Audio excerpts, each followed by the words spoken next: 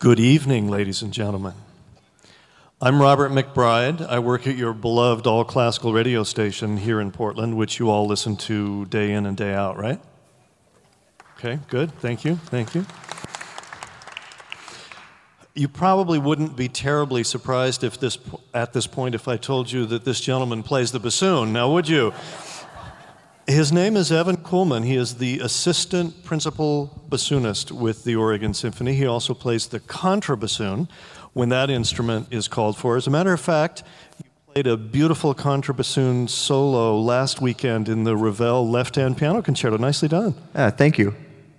And Evan is doing this chat with me tonight because our guest conductor this evening didn't want to do it. Some guest conductors like doing things like this, and some would rather not.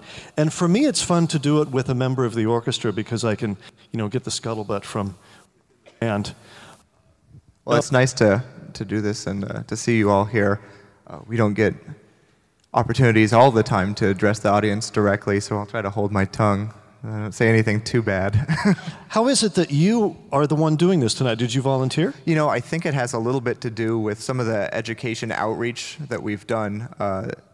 Throughout the symphony, many of us participate in educational outreach programs. And Monica Hayes, who is our wonderful coordinator for those programs, had seen me speaking to a group of school kids, and she thought, well, if you can do that, he might as well talk to the that's the harshest audience of all, actually, is the fifth graders. So I figured, this feels a little bit more at home. I imagine the fifth graders are pretty interested when you bring in something like this, though. Yeah, they are. And the contrabassoon is a big hit. Maybe now that I'm thinking about it, I'll have to bring it tomorrow night if any of you decide to make a repeat visit. But the bassoon is usually a big hit. Yeah, I think that if bassoons were as inexpensive as clarinets, we'd have a nation of school bands where there were 50 bassoons instead of 50 clarinets. At least that's what I like to think in my wildest fantasies. Boy, that'd be a sound. Right. When I was in college, I played a whole bunch of different musical instruments, and I found the bassoon to be absolutely the most fun. It's a blast to play. It is, partially because, if you love a challenge, this is your instrument. It's got, for the left-hand thumb alone, 10 keys. So take that, clarinet.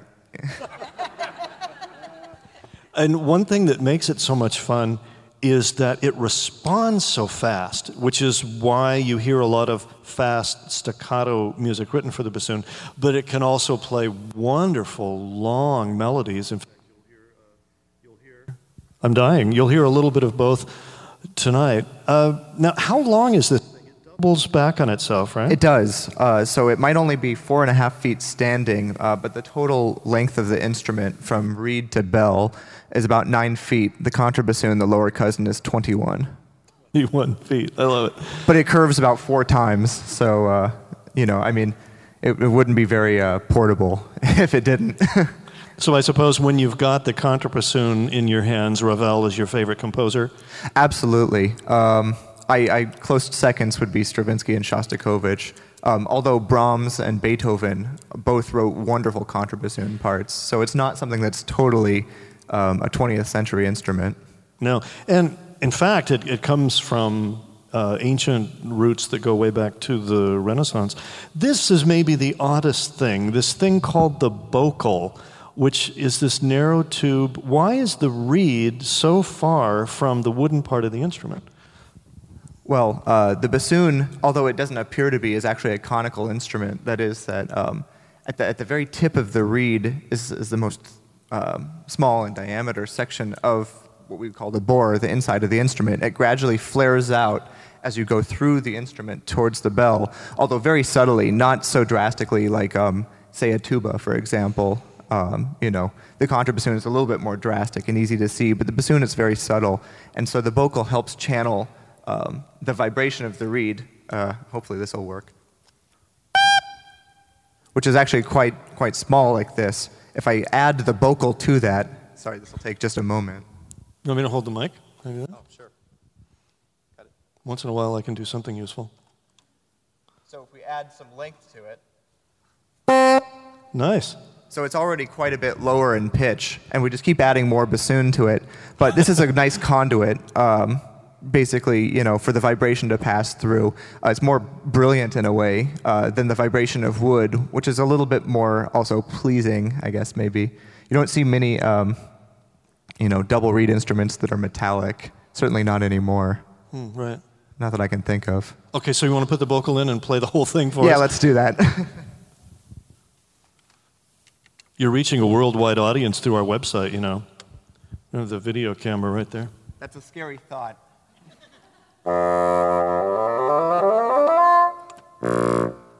have to point out that one of my favorite parts about the bassoon is that we have distinct registers, we have a very wide range, and that the tone color, although somewhat homogeneous when you play all the way from low to high in a sequence, if you jump around, we really have a lot of different characters within the horn.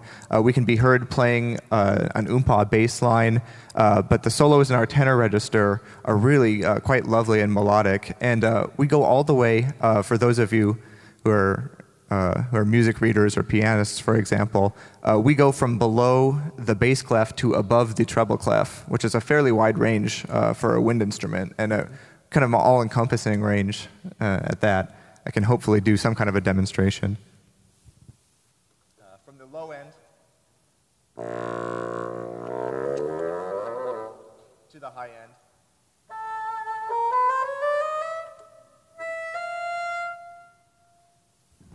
So it's a really wide range and everything in between. And that's, I think, one of the things I like the most about this instrument.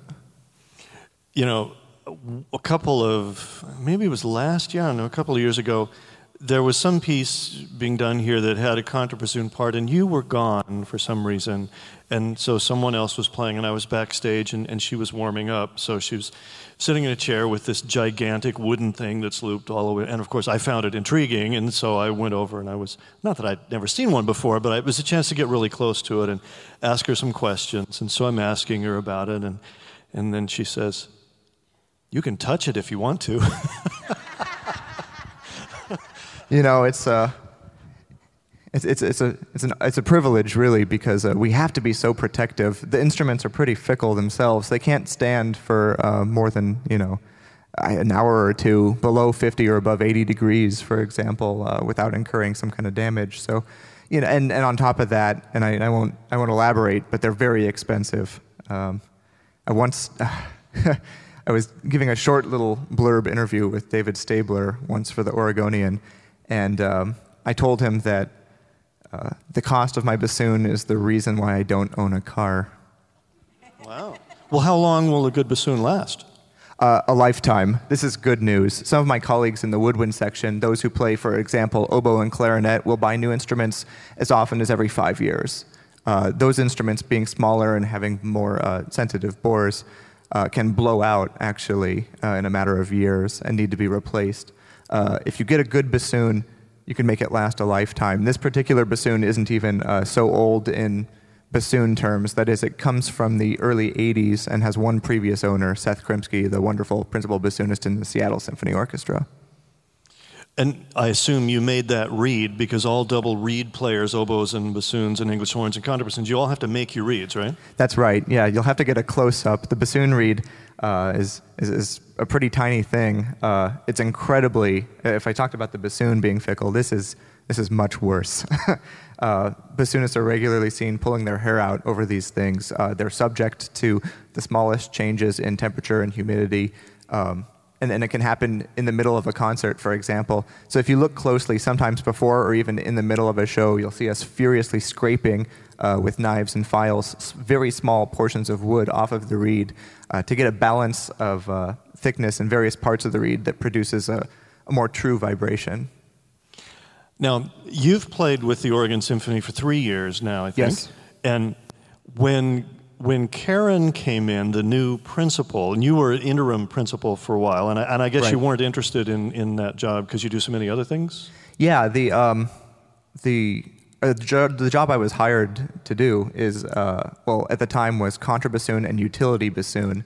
The contrabassoon being my other instrument, the larger bass bassoon, and utility being a term that in terms of orchestral musicians means I can be called upon at any time to play any chair in my section.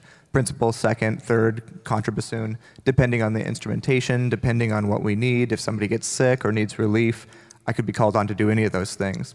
I'm now also called assistant principal, which means that in addition to playing the contrabassoon and being a possible substitute for any other chair in the orchestra, I'm responsible for having at all times prepared the principal parts for the bassoon section in case of emergency, or just to give relief. The bassoon may not totally look like it, but it is definitely a challenge and a lot of work to play. It's a good kind of work, a fun kind of work, but a lot of work. And making reeds is an incredible mental strain. So I spent a year as the principal bassoonist in this orchestra, and I loved it for the most part. There were issues for me with the fact that I also am a composer. I have 2 degrees from Juilliard, one's in bassoon and one's in composition. And I just felt that I didn't have the time to write music. I'm also interested in arranging and publishing music. I've begun teaching a lot more heavily lately. And when it came around to it, I remember having a conversation with Carlos shortly after we played Mahler's Ninth Symphony.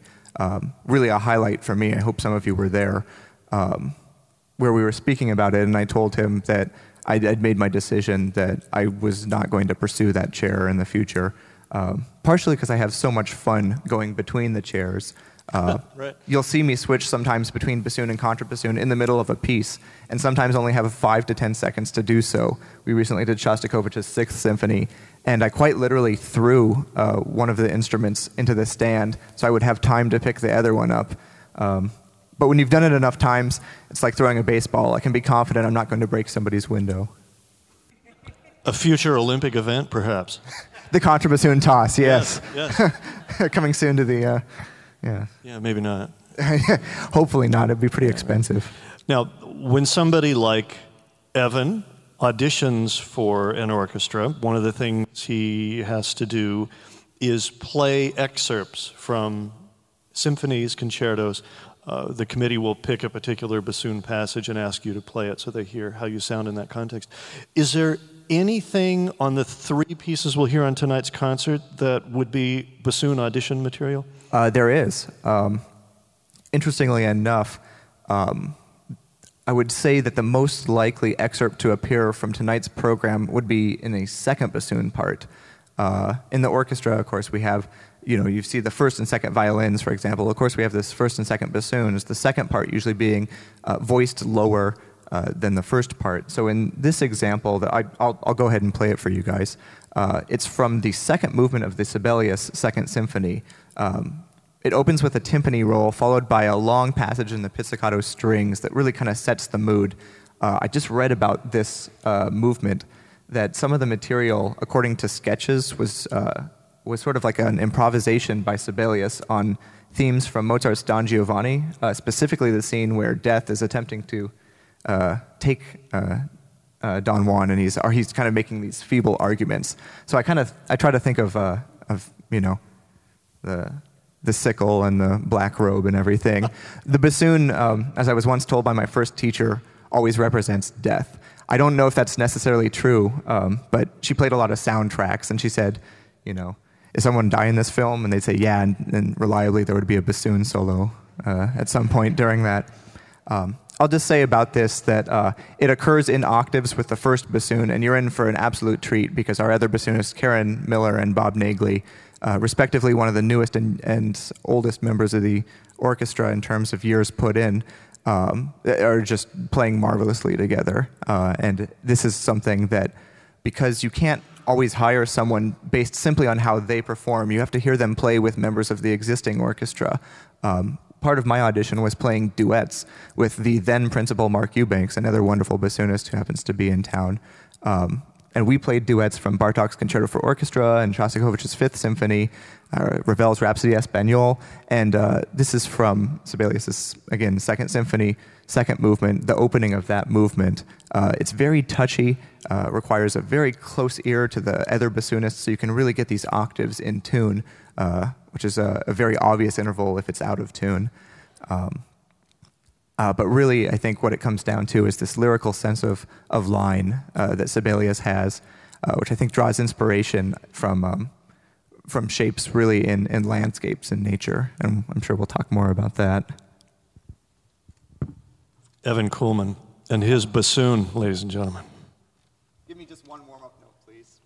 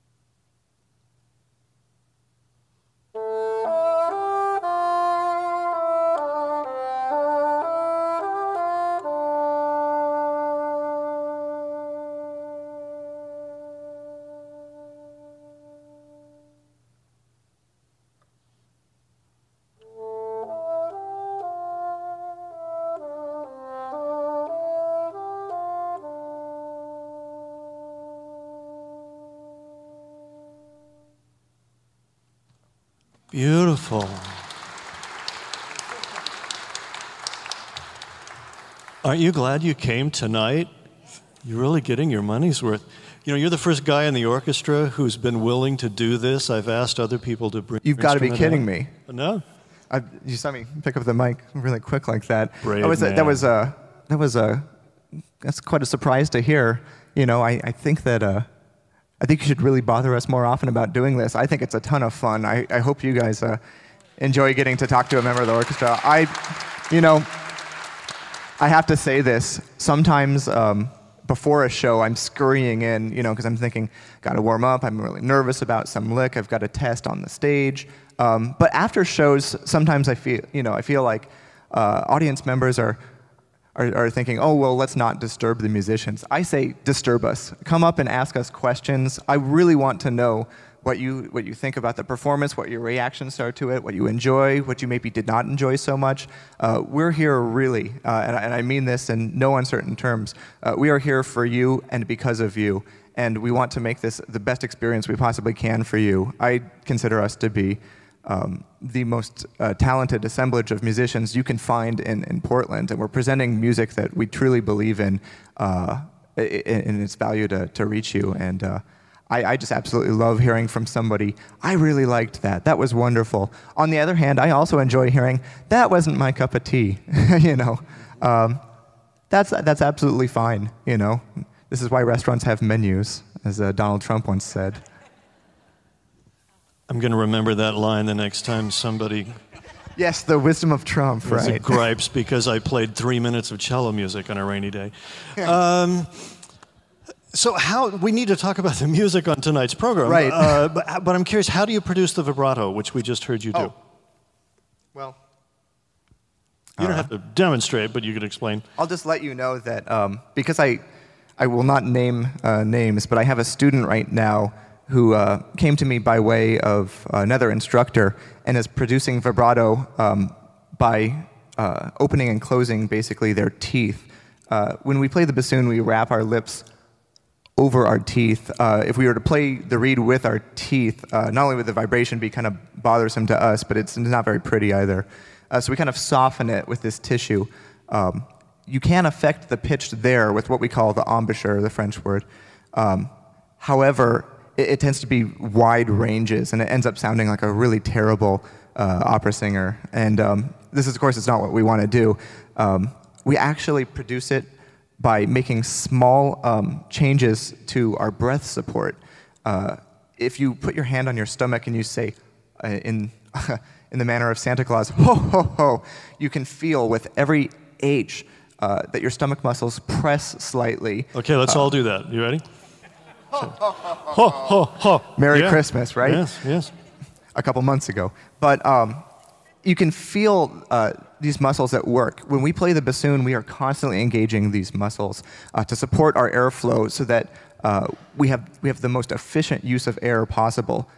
Sometimes when you're blowing air through all 9 feet of this thing, not only does it take a lot, but you have to take breaths repeatedly. And I ask you to only imagine the contrabassoon.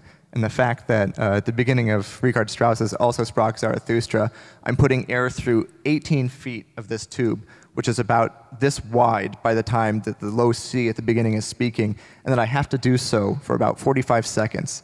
Do the math. it's a feat when it actually works. Now, there are 3 pieces on tonight's concert. The first is by Wagner, his intimate little Siegfried idyll, or Siegfried idyll, a gift for his wife. There's the gorgeous and amazing first violin concerto by Prokofiev, and then after halftime, the big Sibelius Second Symphony. Evan played the excerpt from that. So these are all pieces that, for me, very much have a sense of place. If you know the story behind the Siegfried idyll, and we'll talk about that, you can't help but think of a particular lakeside villa in Switzerland where it was played for the first time on Christmas morning as a surprise for Wagner's wife, Cosima. The Prokofiev violin concerto, especially in the first and third movements, sounds so cold. It's beautiful, but it's like the snow glistening with the sun shines on it, so it looks like it's got Definitely. little diamonds all over it, you know, that kind of effect. It's so beautiful. And then the Sibelius Symphony is just this landscape of Finland. It's wonderful. So 3 pieces that really have a sense of place, I think. Is that something that our guest conductor has talked about at all, or is he just talking about the notes?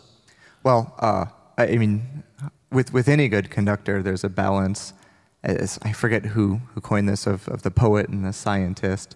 Someone who will speak to you specifically about the technical details that make a performance coalesce, and then, of course, the inspiration that brings it to life, that makes the great imagery of this.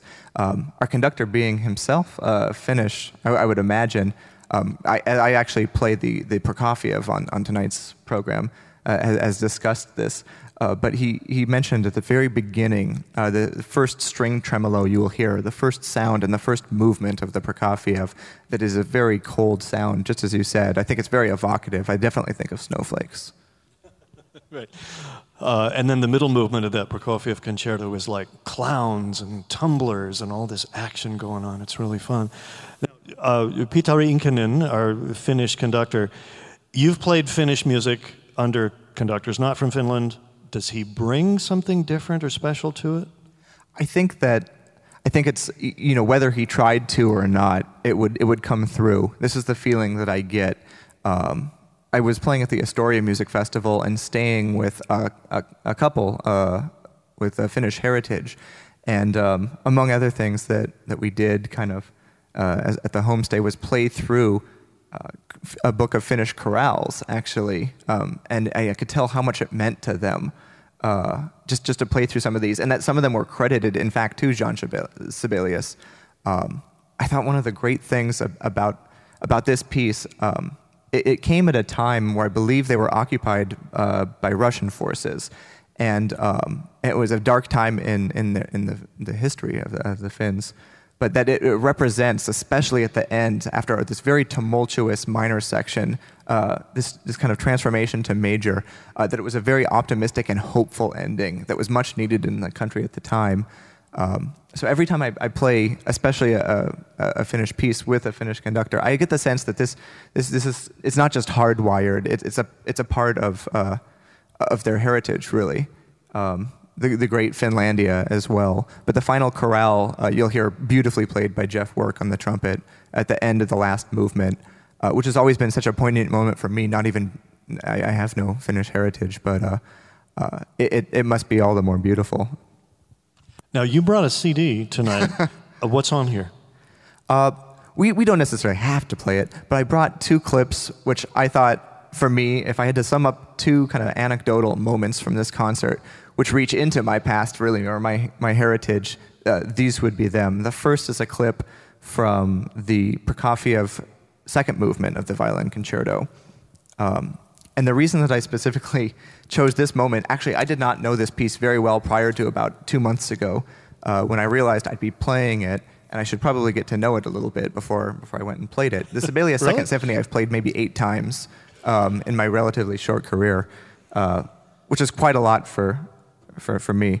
The Prokofiev I had to get used to. And when I first heard this, I really flipped out. I come from a family, my parents are both rock drummers, so I'm used to hearing, I would attempt to fall asleep at night, and there'd be rock bands rehearsing in the basement, and just the sound of the percussive elements of the drums, but also just these guitar solos that were really in vogue at the time that are just higher and faster and higher and faster, really virtuosic stuff, is stuck in my memory. And I heard this, and it's actually the first image that came to mind.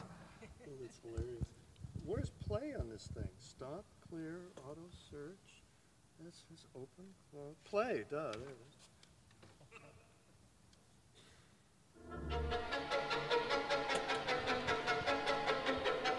So this is a sol ponticello technique, that scratchy sound. And here we go.